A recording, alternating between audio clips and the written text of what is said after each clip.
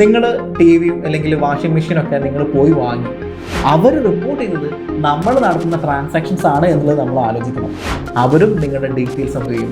Income ടാക്സിലേക്ക് submit ചെയ്യും.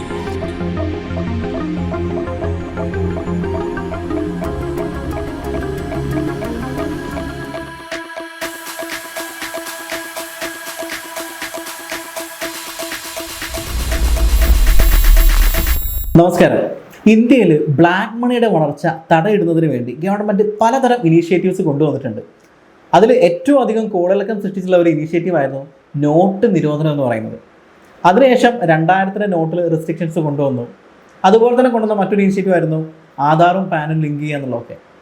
അപ്പോൾ അതുപോലെ തന്നെ ഏറ്റവും ഇമ്പോർട്ടൻ്റ് ആയിട്ടുള്ള മറ്റൊരു ഇനീഷ്യേറ്റീവാണ് SFT അഥവാ സ്റ്റേറ്റ്മെൻറ്റ് ഓഫ് ഫിനാൻഷ്യൽ ട്രാൻസാക്ഷൻ എന്ന് പറയുന്നത്.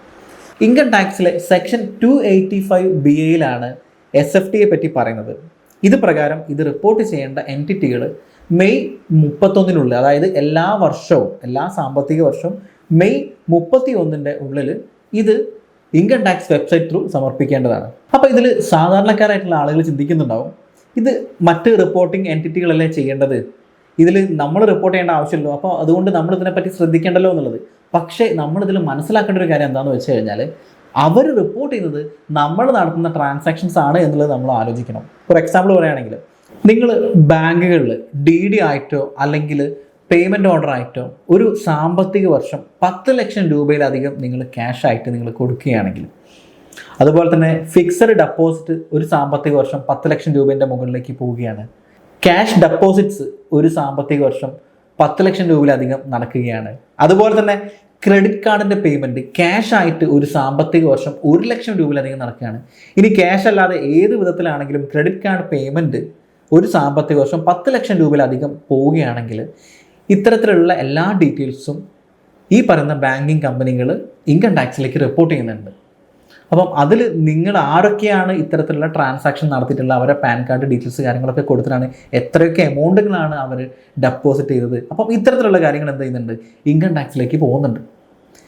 ഇനി കമ്പനികളെ സംബന്ധിച്ചിടത്തോളം, ഇപ്പം നിങ്ങളൊരു കമ്പനിയിൽ നിന്ന് ഡിബഞ്ചർ എടുക്കുകയാണെങ്കിൽ, ഡിബഞ്ചർ എന്ന് പറഞ്ഞാൽ കടപ്പത്രം, അതുപോലെ തന്നെ കമ്പനികളിൽ നിന്ന് പുതിയ ഷെയറുകൾ പർച്ചേസ് ചെയ്യുകയാണെങ്കിൽ, അത് ഒരു സാമ്പത്തിക വർഷം 10 ലക്ഷം രൂപയുടെ മുകളിലേക്ക് പോവുകയാണെങ്കിൽ ഇത്തരത്തിലുള്ള കമ്പനികളും ഇത് റിപ്പോർട്ട് ചെയ്യുന്നുണ്ട്. ആരൊക്കെയാണ് ഇത്തരത്തിൽ ഒരു വർഷം 10 ലക്ഷം രൂപയുടെ മുകളിലേക്ക് ഇത് എടുക്കുന്നത് എന്നുള്ളത്.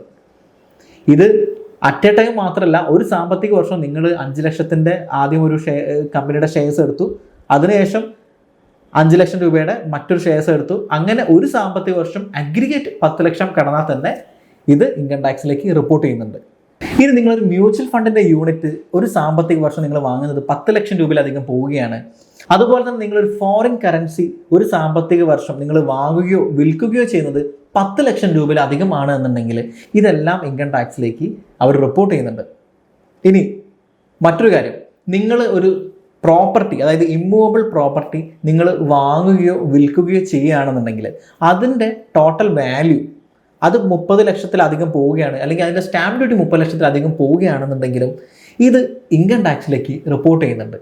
ഇനി നിങ്ങൾ പറയാണ് ഞാൻ ഇതിലൊന്നും പെടുന്നില്ല എന്ന് പറയുകയാണെന്നുണ്ടെങ്കിൽ, നിങ്ങൾ ഒരു സാമ്പത്തിക വർഷം 2 ലക്ഷം രൂപയിലധികം നിങ്ങൾ ക്യാഷ് ആയിട്ട് നിങ്ങൾ എന്തെങ്കിലും ഗുഡ്സ് ആയിട്ട് നിങ്ങൾ വാങ്ങുകയാണോ അല്ലെങ്കിൽ സർവീസ് അവൈൽ ചെയ്യുകയോ ചെയ്തിട്ടുണ്ടെങ്കിൽ ആ സ്ഥാപനം ഓഡിറ്റ് അപ്ലിക്കബിൾ ആണ് എന്നുണ്ടെങ്കിൽ അവരും നിങ്ങളുടെ ഡീറ്റെയിൽസ് ഇൻകം ടാക്സിൽ സബ്മിറ്റ് ചെയ്യും. ഒരു എക്സാമ്പിൾ പറയുകയാണെങ്കിൽ, നിങ്ങൾ ടി വിയും അല്ലെങ്കിൽ വാഷിംഗ് മെഷീനൊക്കെ നിങ്ങൾ പോയി വാങ്ങി, നിങ്ങൾ അവിടെ കൊടുത്തത് ഒരു സാമ്പത്തിക വർഷം നിങ്ങൾ അവിടെ കൊടുത്തത് 2 ലക്ഷം രൂപയിലധികം നിങ്ങൾ ക്യാഷ് ആണ് കൊടുത്തത് എന്നുണ്ടെങ്കിൽ അവരും നിങ്ങളുടെ ഡീറ്റെയിൽസ് എന്ത് ചെയ്യും? ഇൻകം ടാക്സിലേക്ക് സബ്മിറ്റ് ചെയ്യും. അപ്പോൾ അതുകൊണ്ട് നിങ്ങൾ ഇത്തരത്തിലുള്ള ഹൈ വാല്യൂ ആയിട്ടുള്ള ട്രാൻസാക്ഷൻസ് നിങ്ങൾ ചെയ്യുമ്പോൾ നിങ്ങൾ ശ്രദ്ധിക്കുക, നിങ്ങളുടെ ഡാറ്റ ഇൻകം ടാക്സിലേക്ക് എത്തും എന്നുള്ളത്. അതുപോലെ തന്നെ ഈ റിപ്പോർട്ടിംഗ് എൻറ്റിറ്റികൾ നിങ്ങൾ ശ്രദ്ധിക്കുക, നിങ്ങൾ ഈ പറഞ്ഞ കാര്യങ്ങളും നിങ്ങൾ എന്ത് ചെയ്യണം? നിങ്ങൾ റിപ്പോർട്ട് ചെയ്യേണ്ടതാണ്. മെയ് 31 SFT ഫയൽ ചെയ്യേണ്ട last date. Thank you so much.